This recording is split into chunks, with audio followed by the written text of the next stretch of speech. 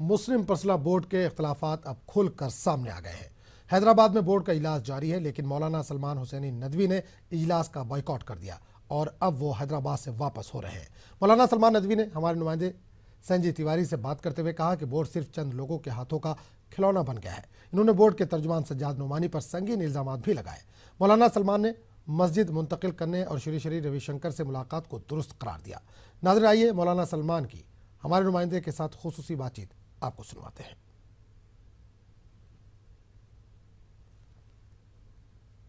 ہم جنم بھومی بابری مسجد مسئلے پر بات چیت کا راستہ، صلح کا راستہ تلاشنے کی کوشش کرنے والے all India Muslim personal law board کے ایگزیکٹو کمیٹی کے ممبر ہمارے ساتھ موجود ہیں سلمان حسینی ندوی صاحب۔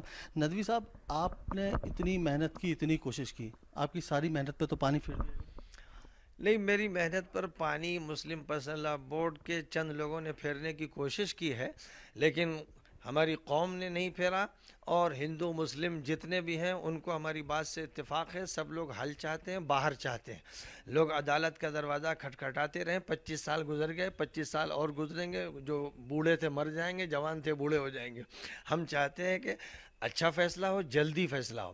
اس سے پہلے ہائی کورٹ نے جو فیصلہ کر کے سنی وقف بورڈ کو الگ سے ایک پلاٹ دیا تھا، تو اگر مسجد وہاں ہٹ کر بنتی ہے تو ہٹ تو گئی، تو اگر وہ ہٹ کر جناب جا سکتی ہے 100 فٹ پر، تو وہ جا سکتی ہے 100 میل پر بھی، کوئی فرق نہیں پڑتا اس سے۔ اس لیے ہم لوگ یہ چاہتے ہیں کہ ہماری شریعت میں، حنبلی مسلک میں اس کی اجازت ہے کہ مسجد شفٹ ہو سکتی۔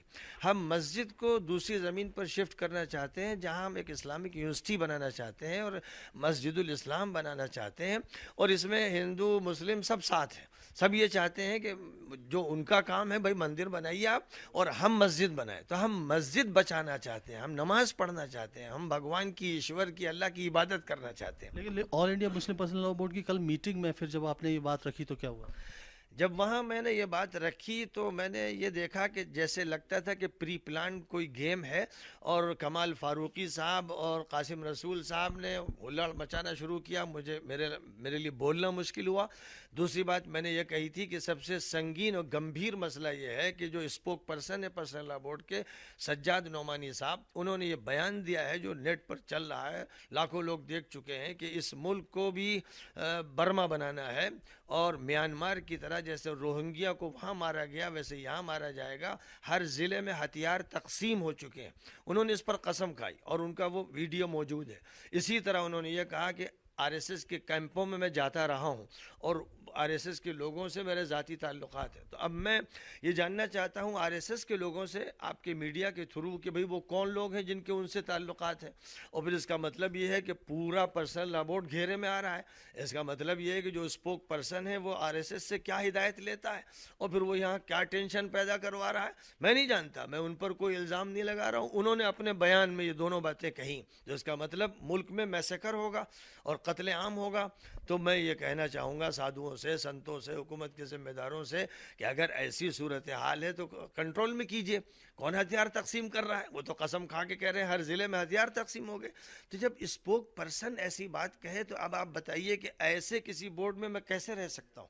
میں امن چاہتا ہوں، میں محبت چاہتا ہوں، میں بھائی چارہ چاہتا ہوں۔ ہندو مسلم سب ایک ماں باپ کی اولاد ہیں، سب ایک ایشور کے سب بندے ہیں۔ آپ کی بات کا کس نے ویرودھ کیا وہاں پر؟ سب سے زیادہ کمال فاروقی صاحب نے شور مچایا، اور قاسم رسول الیاس نے مطالبہ کیا کہ صاحب یہ پرسنل لاء بورڈ سے الگ ہیں، ان کے خلاف کارروائی کی جائے۔ میں نے کہا جو چاہیے کارروائی کیجیے، میں اپنی رائے بدلنے والا نہیں ہوں۔ میں ہندوؤں سے، سکھوں سے، عیسائیوں سے، سب سے ملوں گا، سادھوؤں سنتوں سے ملوں گا۔ میں ملک کی فضا کو بہتر بنانے کی کوشش کروں گا، کیونکہ یہی کیوں پرسنل لاء بورڈ کے لوگ اس طرح سے کر رہے ہیں؟ آخر ان کا انٹینشن کیا ہے؟ اس کے پیچھے وجہ کیا آپ دیکھتے ہیں جس کی وجہ سے وہ اس پورے مدعے کو زندہ رکھنے کی ایک طرح سے؟ نہیں، مجھے تو ایسا لگتا ہے کہ اس وقت جو ہے شدت پسندی، ایکسٹریمزم نے جگہ لے لی ہے۔ وہاں انتہا پسندی کی باتیں ہو رہی ہیں کہ ہم جان دے دیں گے اور مسجد وہاں سے ہٹ نہیں سکتی۔ میں نے کہا بھائی آپ شریعت کے ٹھیکیدار ہیں، شریعت میں جب اس کی گنجائش موجود ہے کہ مسجد شفٹ ہو سکتی ہے، میں نے بتایا کہ حنبلی مسلک میں یہ بات موجود ہے، تو ہمیں وہ بات لینی چاہیے جس سے جھگڑا ختم ہو۔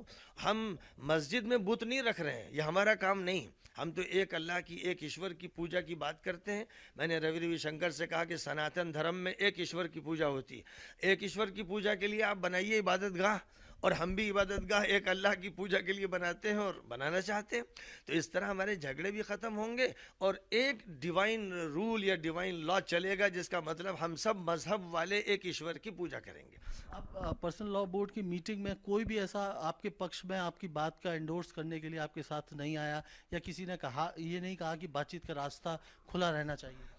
میں سمجھتا ہوں کہ وہاں پر جس نے اچھی بات کی اور یہ کہ بات کا یہ انداز نہیں ہے، یہ ہلڑ صحیح نہیں ہے، تو مولانا محمود مدنی نے اس کا خاص طور پر تذکرہ کیا، اور یہ کہ اس طرح کے فیصلے لینا اور خلاف کارروائی کرنا یہ اس ہاؤس کا کام نہیں ہے، یہ طریقہ نہیں ہے.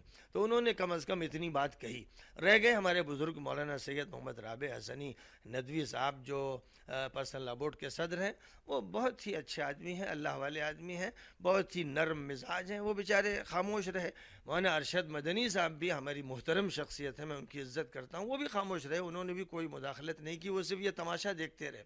اور یہ تماشا ایسا تھا، میں سمجھتا ہوں کہ ان لوگوں نے ان کی بھی بے عزتی کی اور پرسنل لاء بورڈ کی بے عزتی کی. پرسنل لاء بورڈ میں جو سنجیدگی ہوتی تھی اور جو اچھی طرح سے بھائی چارے کے ماحول میں بات ہوتی تھی، کل وہ فضا نہیں تھی. جس کا مطلب یہ ہے کہ کوئی پہلے سے ایجنڈا تھا جس کی وجہ سے انہوں نے ہمیں کنڈم کیا. ہم بات کر رہے ہیں انسانیت کی، اخلاق کی، بھائی چارے کی، آپ اس کے خلاف بات کر رہے ہیں، یہ کون سی بات ہوئی؟ ہمارے نانا مولانا ابو الحسن علی ندوی رحمۃ اللہ علیہ صدر تھے. وہ شنکراچاریہ جی سے ملنے کے لیے ساؤتھ انڈیا گئے، اور اس وقت انہوں نے کوشش کی کہ بھئی مسجد بھی رہے اور مندر الگ بن جائے. تو اس وقت فارمولے پر اتفاق ہو گیا تھا، لیکن ایسے ہی جو ایکسٹریمسٹ لوگ تھے، انتہا پسند، تشدد پسند، انہوں نے نہیں ہونے دیا. نتیجہ یہ ہوا کہ مسجد ٹوٹی، فساد ہوا، کتنوں کی جانیں گئیں. میرا یہ کہنا ہے کہ ایک انسان کی جان جائے یہ کسی طرح درست نہیں. مسجد چلی جائے، انسان کی جان نہ جائے. جب آپ ششی روی شنکر سے ملنے گئے تھے تو کیا اس سے پہلے all India Muslim personal law board کے کسی ممبران سے آپ کی بات چیت ہوئی تھی، یا اس کے بعد کوئی بات چیت ہوئی؟ کیا آپ نے لوگوں کو ان کو اپنے وشواس میں لینے کی کوشش کی، یا اس طرح کی کوئی بات چیت ہوئی تھی؟ کیونکہ یہ لوگ لگاتار یہ کہہ رہے ہیں کہ وہ اپنے پرسنل حیثیت سے گئے تھے، ہمارا کوئی لینا دینا نہیں ہے، ایک بات. اور دوسری بات، کل انہوں نے یہ گھوشت کیا کہ یہ فیصلہ جو ہوا وہ یونینیمس فیصلہ ہے، سب کا سمرتھن ہے، آپ کا بھی سمرتھن ہے، اس طرح سے کہا. نہیں، دیکھیے بات یہ ہے کہ میں نے کئی مرتبہ یہ کہا کہ میں پارٹی نہیں ہوں. سنی وقف بورڈ پارٹی ہے، اور ادھر ہندو مہاسبھا ہے، نرموہی اکھاڑا وغیرہ ہے، وہ پارٹی ہے. لینڈ کا جو ڈسپیوٹ بتایا جا رہا ہے، سپریم کورٹ کا بھی کہنا ہے کہ ہم لینڈ کے مسئلے کو حل کریں گے، تو یہ ان پارٹیوں کے درمیان ہوگا. مسلم پرسنل لاء بورڈ بھی مقدمے کا ایک فریق ہے، جمعیت العلماء بھی ہے، تو ان کی جو حیثیت ہے وہ کورٹ جانے، ہم یہ نہیں جانتے. لیکن جو بھی زمین دی جائے گی یا جو زمین ہے وہ سنی وقف بورڈ سے تعلق رکھتی ہے. اور سنی وقف بورڈ کا چیئرمین ہمارے ساتھ ظفر صدیقی صاحب روی شنکر سے ملاقات میں ساتھ تھے، تو وہ بھی کھلے ذہن کے ساتھ بات کر رہے ہیں اور سوچ رہے ہیں کہ بھئی مسئلے کو حل کیا جائے بھائی چارے کے ساتھ. ہماری بنیاد یہ ہے، عدالت فیصلہ کرے گی تو ایک جیتے گا ایک ہارے گا، تو اب اس کے بعد اس سے دل نہیں بنتے، دل نہیں جڑتے. ہم لوگوں کا کہنا ہے دل جڑنے چاہیے، فساد ختم ہونے چاہیے. یہ جو بھی اب آگے کی کیا اسٹریٹجی ہوگی آپ کی، کیونکہ یہاں آج آپ نے میٹنگ میں نہیں گئے، آگے آپ کیا کریں گے؟ کیونکہ آپ کی ملاقات ہوئی ہے ششی روی شنکر سے، اب اس کے بعد نیکسٹ اسٹیپ کیا ہونا چاہیے کہ اگر بات چیت آگے بڑھانی ہے تو وہ کیسے بڑھے گی؟ بات چیت اس طرح بڑھے گی کہ اگلی میٹنگ ہماری شاید 20 فروری کو اجودھیا میں ہوگی. وہاں کے سادھو سنتوں کے ساتھ اور ہم علماء کو لے کر جائیں گے. ہم لوگ مل کے بیٹھیں گے کہ ہمیں تو آپس میں مل کے مسئلے کو حل کرنا ہے، کیونکہ ہم ملک کی فضا کو بہتر بنانا چاہتے ہیں، نفرت ختم کرنا چاہتے ہیں، محبت عام کرنا چاہتے ہیں. یہ ہمارا پیغام. اور میں سمجھتا ہوں سادھو سنتوں کا بھی یہی پیغام، عالموں کا بھی یہی پیغام. دونوں جب مل کے بیٹھیں گے تو یہ مسئلہ ہوگا. یہ جو تنظیمیں ہیں جو شدت پر یقین رکھتی ہیں، وہ کہتی ہیں کہ صاحب وہی مسجد بنے گی ورنہ خون بہہ جائے گا اور ہم جان دینے کے لیے تیار ہیں، یہ سب ایکسٹریمزم کی باتیں ہیں، یہ تشدد کی باتیں ہیں، اور میں نہیں سمجھتا کہ ان باتوں پر اعتماد کیا جائے. شریعت نرم ہے، شریعت میں بڑی وسعت ہے. یہ رخصت ہے کہ مسجد شفٹ کی جا سکتی ہے. ہم مسجد شفٹ کر رہے ہیں، مسجد میں مندر نہیں بنا رہے ہیں. جو لوگ اس طرح کی باتیں کر رہے ہیں، سلمان صاحب تو مسجد مندر کے لیے دے رہے ہیں، میں نے کہا صاحب یہ سب جھوٹ بول رہے ہیں، آپ مکر و فریب کر رہے ہیں. میری سچائی کی بات یہ ہے کہ شریعت میں اس کی گنجائش ہے کہ مسجد شفٹ کی جا سکتی ہے. میں مسجد دوسری جگہ لے جا رہا ہوں جہاں نماز پڑھی جا سکے، جہاں یونیورسٹی ہو، تعلیم دی جائے. ہم یہ چاہتے ہیں. اور آپ چاہتے ہیں کہ جھگڑا قائم رہے, عدالت فیصلہ کرے, کوئی فریق جیتے کوئی فریق ہارے, پھر دنگے ہوں یا الجھنیں ہوں. میرا آخری سوال, یہ اس طرح کی باتیں ہیں وہ وہاں سے جو آل انڈیا مسلم پرسنل لا بورڈ کی میٹنگ ہے وہاں سے یہ اٹھنا شروع ہوئی ہے کہ کہیں نہ کہیں اس سب کے پیچھے جو بی جے پی یا RSS کے لوگ ہیں اور ان کی وجہ سے یہ جو آپ یہ قدم اٹھا رہے ہیں یہ اس وجہ سے ہوا. میں تو یہ سمجھتا ہوں کہ جب مسلم پرسنل لا بورڈ کے اسپوک پرسن سجاد نعمانی اپنے بیان میں کہہ رہے ہیں کہ میں RSS کے کیمپوں میں جاتا رہا ہوں اور اس کے ذمہ داروں سے میرے ذاتی تعلقات ہیں, تو اس کا مطلب پرسنل لا بورڈ RSS کے ہاتھ ہائی جیک ہو گیا. یہ تو خود وہ اپنا اعتراف کر رہے ہیں, وہ اسپوک پرسن ہے اور وہ خود بیان کر رہے ہیں. وہ بیان میں نے آپ کو دے دیا ہے, اب آپ اس کو دکھائیے ان کی زبان میں ان کے فوٹو کے ساتھ. تو اس کا مطلب تو کہ پرسنل لا بورڈ ہمارے ہاتھ سے چھن گیا ہے, ہم تو یہ سمجھ رہے ہیں.